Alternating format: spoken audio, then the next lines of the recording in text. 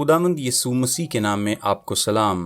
हम इफिसियों के खत के 5वें बाब की 1 आयत में से मोहब्बत में चलने पर अपनी सीरीज का आगाज करने जा रहे हैं। पहली आयत में लिखा है, बस अजीज फर्जंदों की तरह खुदा की मानिंद बनो। खुदा के पीछे चलने वाले, यूनानी में जो लफ्ज है वो है मिमिटाए, जिससे हम नकल करना या मिमिक अखज करते हैं। खुदा के मुशाबे बने, और एक नकल करने वाला कोई ऐसा शख्स नहीं होता जो आम खसाइल को अपनाए, बल्कि ऐसा शख्स है जो खुसूसी खूबियों की नकल करता है। मुमासिल बने, खुदा के मुशाबे बने। और ए अजीजो, मैं आपको ये कहना चाहता हूँ कि सारी की सारी मसीही जिंदगी इस एक जुमले में खुलासा की जा सकती है, खुदा के मुशाबे बने। अपने अंदर हर वो बात पैदा करें जो कि खुदा की खूबी है। मत्ती की इंजील के 5वें बाब की 48वीं आयत में इसका आगाज हुआ था, जहां हमारा खुदावंद बताता है, लिखा है, बस चाहिए कि तुम कामिल हो जैसा तुम्हारा आसमानी बाप कामिल है। पतरस यही बात अपने पहले खत की 15वीं और 16वीं आयत में कह रहा था, और उस शानदार हवाले में लिखा है, बल्कि जिस तरह तुम्हारा बुलाने वाला पाक है उसी तरह तुम भी अपने सारे चाल चलन में पाक बनो, क्योंकि लिखा है कि पाक हो इसलिए कि मैं पाक हूँ। पतरस ने कहा कि तुम खुदा की मानिंद बनो। पौलुस रसूल ने कहा, लिखा है, तुम मेरी मानिंद बनो जैसा मैं मसीह की मानिंद बनता हूँ। पौलुस ने कहा कि खुदावंद के जलाल को देखते रहो और खुदा के रूह को मौका दो कि वो आपको उसकी सूरत पर बदलता जाए। मसीही जिंदगी का हतमी मकसद यूहन्ना के पहले खत के 3 बाब में ये है कि एक दिन हम भी उसकी मानिंद होंगे, क्योंकि उसको वैसा ही देखेंगे जैसा वो है। दूसरे अल्फाज में सारी मसीही जिंदगी का खुलासा इस बात में किया जा सकता है, खुदा के मुशाबे हों, खुदा की मानिंद बने। अगर आप ये कोशिश कर रहे हैं कि इस बात को समझ सकें कि खुदा आपसे क्या चाहता है, तो वो बात ये है जिसका मतलब है कि आप जितना ज्यादा खुदा को जानेंगे उतना ही ज्यादा आप जान पाएंगे कि आपको क्या बनना है। लिहाजा हर ईमानदार की फिर बुनियादी जुस्तजू क्या हो कि किसको मजीद जाना जाए, खुदा को। बेशक पौलुस ने कहा कि ताकि मैं उसे जान सकूं। अगर हम खुदा की मानिंद बनना चाहते हैं तो लाजिम है कि हम ये जानें कि खुदा कैसा है। अगर हमें ये जानना है कि खुदा कैसा है तो जरूर है कि हम खुदा के किरदार का मुतालिया करें। लिहाजा जब हम बाइबल मुकद्दस पढ़ते हैं तो हम खुदा के किरदार को अयां होते हुए देखते हैं। वैसे तमाम तर बाइबल मुकद्दस खुदा का मुकाशफा है, ये खुदा का खुद को जाहिर करना है। अब ये महज नए अहदनामे का असूल ही नहीं कि तुम मुकद्दस होना क्योंकि मैं कुद्दूस हूँ, ये शरीयत से आया है। यानी अहबार की किताब के 11वें बाब की 45वीं आयत से इंतहाई शुरू से ऐसा ही था। खुदा कहता है, तुम मेरे लोग हो और मैं तुम्हारा खुदा हूँ। और यहीं ये सब बात शुरू होती है, पाक हो इसलिए कि मैं पाक हूँ। अहबार की किताब के 11वें बाब की 45वीं आयत में ये सब यहीं से शुरू हुआ और आगे हर जगह ऐसे ही है। आप कहते हैं कि दरअसल आपके लिए ऐसा कहना आसान है कि खुदा के मुशाबे हों, लेकिन ये करने में मुश्किल है। यकीनन ये मुश्किल है और आप ऐसा नहीं कर सकते। आप महज अपने दांत पीसकर और चीखने चिल्लाने और अपनी सारी हिम्मत जमा करके खुदा की मानिंद नहीं बन सकते। और ये वो बात है जो पहाड़ी आवाज में यीशु कह रहा था। क्या आप जानते हैं कि आप किस तरह खुदा की मानिंद बनना शुरू करते हैं? आप ये जानने से शुरू करते हैं कि आप खुदा की मानिंद नहीं बन सकते। आप एक शिकस्ता और एक नदामत की रूह के साथ आगाज लेते हैं। आप अपने गुनाह पर अफसोस करते हुए शुरू करते हैं। आप हलीमी में इब्तदा करते हैं। आप गुनाह के ऐसे बोझल एहसास के साथ शुरू करते हैं कि आपके पास रास्तबाजी के लिए भूख और प्यास होती है। एक तरफ आपको खुदा की मानिंद बनना है, दूसरी तरफ आपको ये जानना है कि आप खुदा की मानिंद नहीं बन सकते। देखा आपने? और यही सीखने वाली बात है। जब आप चाहते हैं कि आप खुदा की मानिंद बने और आपको इल्म होता है कि आप खुदा की मानिंद नहीं बन सकते, तो फिर आप जान जाते हैं कि कोई और ताकत है जो इस बात को मुमकिन बना सकती है। और इफिसियों के खत के 3 बाब की 16वीं आयत की खूबसूरती यही है। یہاں وہ یہ دعا کرتا ہے کہ خدا تمہیں یہ عنایت کرے کہ تم اس کے روح سے اپنی باطنی انسانیت میں بہت ہی زوراور ہو جاؤ۔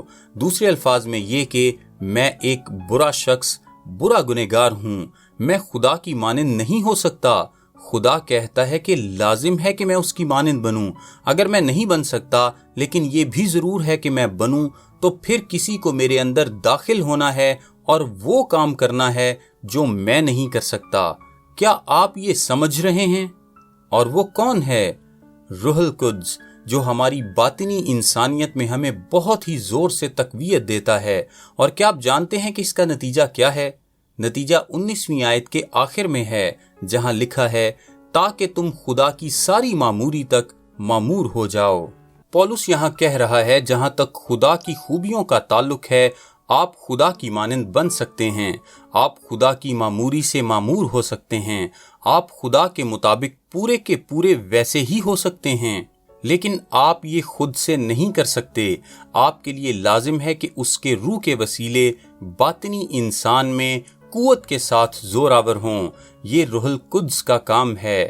داؤد نے کہا، اے خدایا، اے خدا، میں اپنے گناہ پر شکستہ ہوں، میں اپنے گناہ پر دکھ کرتا ہوں، میرا گناہ ہمیشہ میرے سامنے رہتا ہے، اور میں فروتنی کے ساتھ اس چیز کے لیے بھوک اور پیاس رکھتا ہوں جو لازماً میرے پاس ہونی چاہیے لیکن میں حاصل نہیں کر سکتا۔ اور یہ اس طرح کی شکستہ حالی ہے جس کے دوران آپ مسیح کے کام پر اور روح القدس کی خدمت پر دار و مدار کرتے ہیں تاکہ وہ کچھ کر سکیں جو لازم ہے کہ آپ کریں لیکن کر نہیں سکتے۔ غور کریں کہ یہی ساری بات ہے۔ لہٰذا وہ کہتا ہے کہ تم خدا کے مشابہ ہو جاؤ، لیکن یہ جانو کہ یہ خدا کا کام ہے نہ کہ آپ کا، اور اسی بات میں آپ کا دار و مدار خدا کے روح پر ہے۔ ویسے اے عزیزو، اگر آپ واقعی ایک مسیحی ہیں تو روح القدس آپ میں کام کر رہا ہے، اس بات کو حقیقت بنانے کے لیے متحرک ہے، آپ کو مسیح کی مانند بنانے کے لیے جنبش کر رہا ہے، آپ کو خدا کی طرز پر ڈھالنے کے لیے متحرک ہے۔ افسیوں کے خط کا پہلا حصہ جو کہ پہلے 3 ابواب پر مشتمل ہے، تعلیمی ہے، اور دوسرا حصہ جو کہ 4 باب سے لے کر 6 باب تک ہے، وہ ایک عملی حصہ ہے۔ 4 باب کی پہلی آیت سے عملی حصے کا آغاز ہوتا ہے۔ لکھا ہے، پس میں جو خداوند میں قیدی ہوں تم سے التماس کرتا ہوں کہ جس بلاوے سے تم بلائے گئے تھے اس کے لائق چال چلو۔ آخری 3 ابواب میں چلنے کا تصور ہی سارا معاملہ ہے۔ چال چلن روزمرہ کی زندگی ہے، یہ آپ کا طرز زندگی ہے۔ پہلے سے تیسرے باب میں یہی آپ کی تعلیم ہے، یہ تعلیمی بات ہے، اور اب عملی بات یہ ہے، یہ آپ ہیں، یہ ہے جس طرح سے آپ زندگی گزارتے ہیں، یہ وہ کام ہے جو آپ کرتے ہیں۔ لائق چال چلیں۔ اس لائق چال چلن میں کیا باتیں شامل ہیں؟ خیر، اس میں بہت سی باتیں شامل ہیں۔ 4 باب کی پہلی تا تیسری آیت میں اس میں حلیمی کا چال چلن شامل ہے۔ پھر 4 باب کی 4 تا 16ویں آیت میں اس میں اتفاق کا چال چلن شامل ہے۔ پھر 17ویں تا 32ویں آیت میں اس میں ایک مختلف چال چلن جو دنیا کی مانند نہیں، مختلف شامل ہے۔ 17ویں آیت پر غور کریں۔ لکھا ہے، جس طرح غیر قومیں اپنے بیہودہ خیالات کے موافق چلتی ہیں، تم آئندہ کو اس طرح نہ چلنا۔ لہٰذا یہ ایک حلیم زندگی گزارنا ہے، یہ متفق ہو کر زندگی گزارنا ہے، یہ ایک مختلف زندگی گزارنا ہے۔ پھر 5ویں باب میں ہے کہ یہ محبت میں چلنا ہے۔ 5ویں باب کی 8ویں آیت میں یہ نور میں چلنا ہے، اور پھر 15ویں آیت میں یہ حکمت میں چلنا ہے، اور پھر 18ویں آیت میں یہ روح القدس میں چلنا ہے، اور پھر 6 باب کی 10ویں آیت میں یہ ایک جنگجو طرز کا چال چلن ہے۔ دیکھا آپ نے، دوسرے الفاظ میں وہ چال چلن کے مختلف عناصر کی محض خاکہ کشی کر رہا ہے، لیکن اس سب میں جو مرکزی نقطہ ہے، اور مجھے یہ بہت پسند ہے، اس سب کا عین نچوڑ یہ خوبصورت جملہ ہے، خدا کی مانند بنو۔ یہ ان سب باتوں کو اکٹھا کر دیتا ہے۔ اگر خدا نے اپنے آپ کو مسیح میں حلیم کر دیا تو آپ بھی حلیم بنیں۔ اگر خدا اپنی تثلیث میں ایک ہے تو پھر آپ بھی ایک ہو جائیں۔ اگر خدا مختلف ہے، اس بدی کے جہان سے علیحدہ ہے، تو پھر آپ بھی مختلف ہو جائیں۔ اگر خدا محبت ہے تو آپ بھی محبت ہوں۔ اگر خدا نور ہے تو آپ نور بنیں۔ اگر خدا دانا ہے تو آپ بھی دانش مند بنیں۔ اگر خدا مافوق الفطرت روحانی اصولوں سے چلتا ہے تو آپ بھی ایسا ہی کریں۔ اگر خدا شیطان پر فاتح ہے تو آپ بھی شیطان پر فاتح بنیں۔ آپ خدا کی مانند بن جائیں۔ محض اتنی سی بات ہے۔ کیا آپ نے کبھی رک کر اس کے بارے میں سوچا ہے جو مسیح میں آپ کے پاس ہے؟ یہ ایک حیرت انگیز بات ہے۔ پہلے 3 ابواب میں ان کا ذکر ہے۔ یہ سب ہمیں مدرجہ ذیل باتیں بتاتے ہیں۔ ہمیں خدا کے حضور ایک نیا مقام حاصل ہے، ایک نئی زندگی، ایک نئی راست بازی، ایک نیا باپ، ایک نئی میراث، ایک نئی شہریت، ایک نیا مالک، ایک نئی آزادی، ایک نئی فتح، ایک نیا تحفظ، ایک نیا اطمینان، ایک نئی یگانگت، ایک نئی رفاقت، ایک نئی خوشی، ایک نئی روح، نئی قدرت، نئی صلاحیت، ایک نیا بلاوا، ایک نیا مقصد اور ایک نئی محبت حاصل ہے۔ یہ نئی باتیں بہت زیادہ ہیں اور یہ سب کی سب مسیح میں ہماری ہیں، اور آپ محبت کے اس تصور کو پہلے 3 ابواب میں بنا ہوا دیکھے بغیر نہیں رہ سکتے۔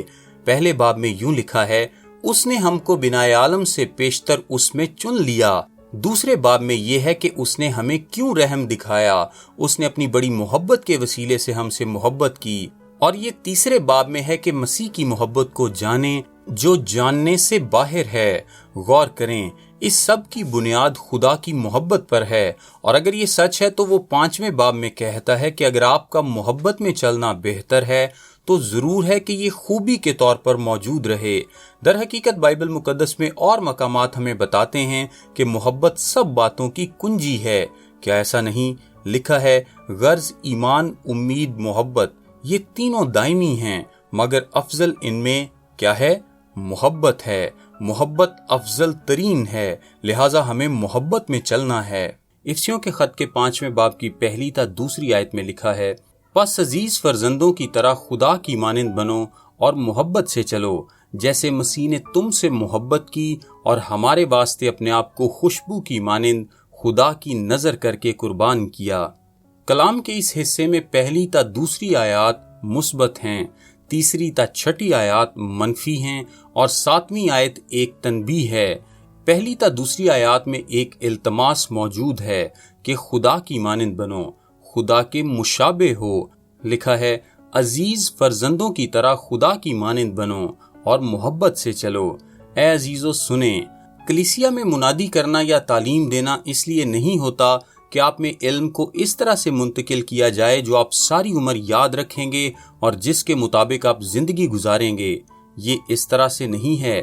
منادی کرنے اور تعلیم دینے کا بھید یہ ہے کہ آپ کو مسلسل وہی باتیں بتائی جائیں جو آپ نے پہلے سنی ہیں، لیکن آپ عملی طور پر اپنے کردار کی وساطت سے ان کو پورا کرنا بھول گئے۔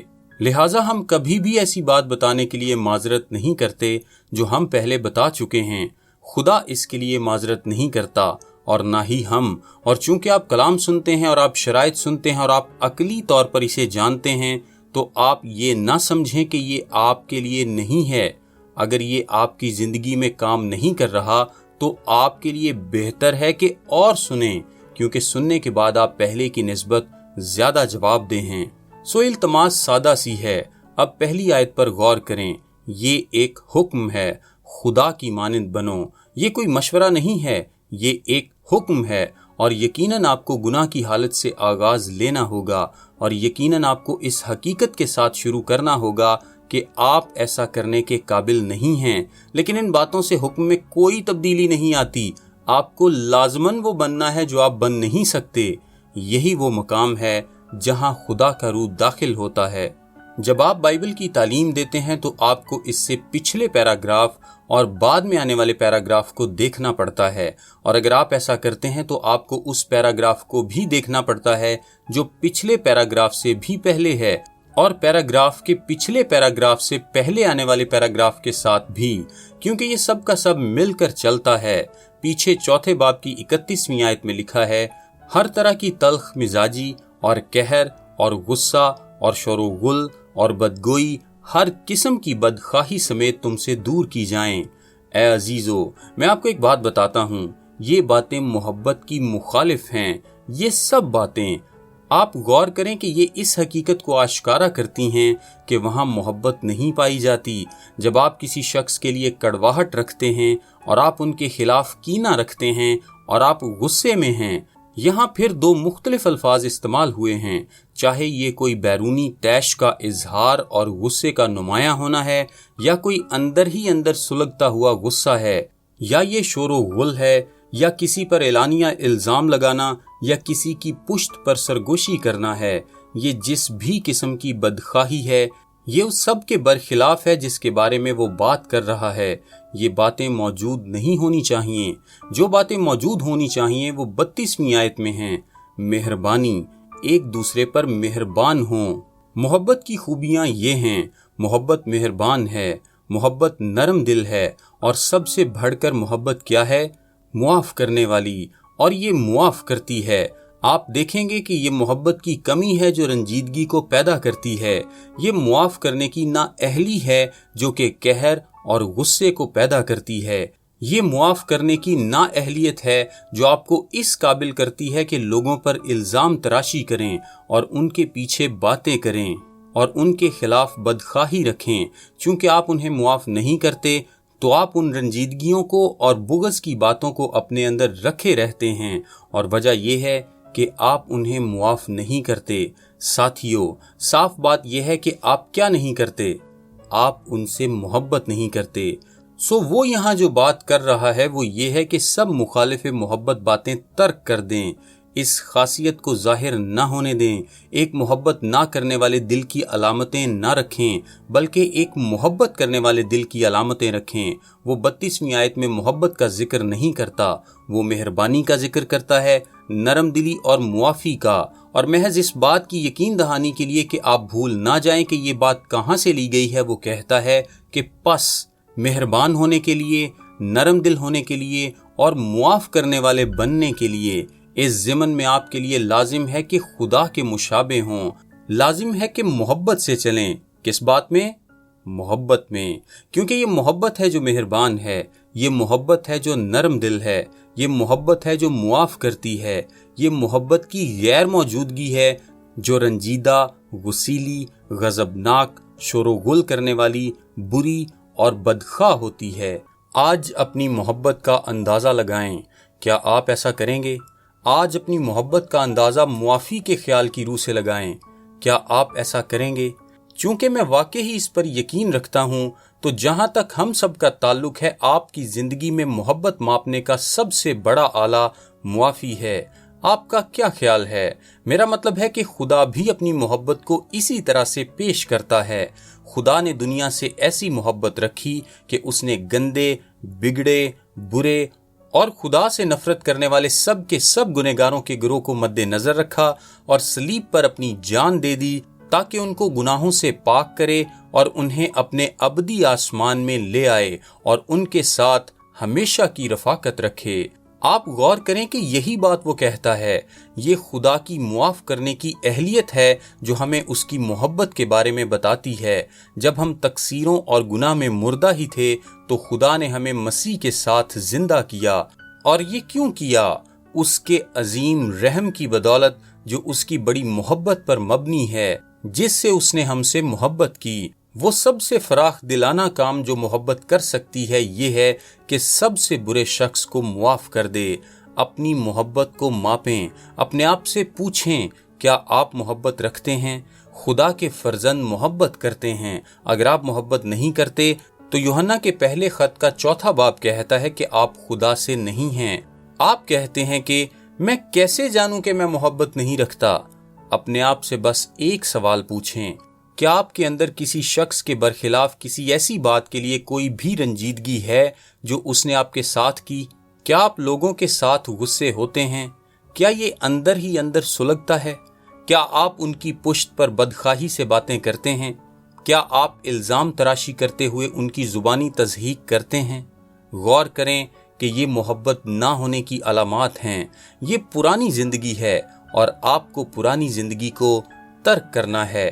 یہ ختم ہو گئی ہے۔ غور کریں کہ یہ جا چکی ہے۔ 32ویں آیت کے آخر پر غور کریں۔ ہمیں معاف کرنا ہے، اور اس سارے حوالے کی کنجی یہی موجود ہے، اور اسے 2 بار استعمال کیا گیا ہے، ایک بار 32ویں آیت میں اور ایک بار 5ویں باب کی دوسری آیت میں۔ ہمیں ایسے معاف کرنا ہے، لکھا ہے، جس طرح خدا نے مسیح میں تمہارے قصور معاف کیے ہیں۔ کیا آپ اپنے گھر میں کسی کے خلاف رنجیدگی رکھتے ہیں؟ یہ ان کا مسئلہ نہیں ہے، یہ آپ کا مسئلہ ہے۔ آپ کی معاف کرنے کی نااہلیت آپ کی محبت کی تردید کرتی ہے، اور میں تو آپ کو یہ کہوں گا کہ اگر تو آپ کی زندگی کا وصف یہ ہے تو پھر آپ کوئی مسیحی نہیں ہیں، کیونکہ اگر آپ محبت نہیں رکھتے تو آپ خدا کا بیٹا یا بیٹی نہیں ہیں۔ اس کے بارے میں سوچیں۔ دوسری بات جو میں اس تعلق سے کہنا چاہتا ہوں وہ یہ ہے کہ آپ کی محبت کی گہرائی اس بات سے ظاہر ہوتی ہے کہ آپ یہ کتنا جانتے ہیں کہ آپ کو معاف کیا گیا ہے۔ کیا آپ یہ سمجھ گئے؟ سب سے پہلے یہ کہ آپ اس بات سے کسی کی محبت کے بارے میں بتا سکتے ہیں کہ وہ کسی اور شخص کو کس قدر معاف کریں گے، اور آپ اس بات سے بھی بتا سکتے ہیں کہ وہ کس قدر یہ جانتے ہیں کہ انہیں معاف کیا گیا ہے۔ یہاں افسیوں کے خط میں کیا واقع ہو رہا ہے؟ اب آپ اس پر واپس غور کر سکتے ہیں۔ ہمارا خداوند جو کہہ رہا ہے وہ یہ ہے کہ خدا نے ہم سے محبت رکھی اور ہمیں معاف کر دیا، اور یہی طریقہ ہے جس طرح ہمیں ایک دوسرے کا ساتھ نبھانا ہے۔ کوئی رنجیدگی نہیں، کوئی ناراضگی نہیں، کوئی غصہ نہیں، کچھ بھی نہیں۔ اور اے عزیزو، آپ کی معاف کرنے کی اہلیت بڑے پیمانے پر کلی طور پر آپ کی محبت کرنے کی اہلیت پر مبنی ہے، اور اگر آپ اپنے آپ کو یوں دیکھتے ہیں کہ آپ کو کم معاف کیا گیا ہے تو آپ تھوڑی محبت اور معافی رکھیں گے۔ اگر آپ اپنے آپ کو ایک برے، شکستہ، گنہگار، مسکین اور محتاج اور مایوس، زیادہ معاف کیے گئے شخص کے طور پر دیکھتے ہیں تو پھر آپ زیادہ معاف کریں گے۔ بس یہی بات ہے۔ عزیزو، اپنی محبت کا اندازہ لگائیں۔ آپ اس لیے محبت کرتے ہیں کیونکہ آپ کو زیادہ معافی ملی ہے اور آپ محبت رکھتے ہیں، اور یہ آپ کو اس قابل بناتی ہے کہ دوسروں کو زیادہ معاف کریں۔ لہٰذا ہمیں اس روح سے خدا کی مانند بننا ہے، اور خدا کا روح ایسا کر سکتا ہے۔ جب خدا نے ہم سے ایسی محبت کی تو یوحنا کے پہلے خط کے 4 باب کی 11ویں آیت میں لکھا ہے، ہم پر بھی ایک دوسرے سے محبت رکھنا فرض ہے، اس کی مانند بنیں۔ کیا ایسا ممکن ہے؟ یقیناً ایسا ہے۔ پہلی بات، یہ نئی پیدائش سے ممکن ہے۔ پطرس کے دوسرے خط کے پہلے باب کی 4 آیت میں بتایا گیا ہے کہ جب آپ نئے سرے سے پیدا ہوئے تھے تو آپ ذات الہی میں شریک ہو گئے۔ یہ حیران کن بات ہے۔ آپ خدا کی مانند بن سکتے ہیں کیونکہ خدا آپ میں رہتا ہے۔ کیا ایسا نہیں؟ آپ نئے سرے سے پیدا ہونے کی وجہ سے ذات الہی میں شریک ہیں۔ دوسری بات، پاکیزگی کے ذریعے جب خدا کا روح ایماندار کی زندگی میں کام کرتا ہے تاکہ اسے خدا کی صورت پر ڈھال سکے۔ اور اے عزیزو، پولس یہ کہہ رہا ہے کہ دیکھیں، اگر تو آپ اپنے آپ کو خدا کا فرزند کہتے ہیں تو اس طرح سے عمل بھی کریں۔ کیا آپ ایسا کریں گے؟ میرا نام تابش قاضی ہے اور یہ پیغام آپ کو ڈیلی ورسز کی جانب سے پیش کیا گیا ہے۔ ہم سوموار سے جمعہ یعنی ہفتے میں 5 دن انگلش، اردو اور آڈیو میں ایسے پیغامات واٹس ایپ سروس کے ذریعے بھیجتے ہیں۔ اگر آپ اپنے نمبر پر یہ سروس حاصل کرنا چاہتے ہیں تو ابھی اپنا نام اور شہر کا نام لکھ کر 0333 80 20 972 973 یا پھر 974 پر واٹس ایپ میسج کریں۔ خدا آپ کو برکت دے۔ آمین۔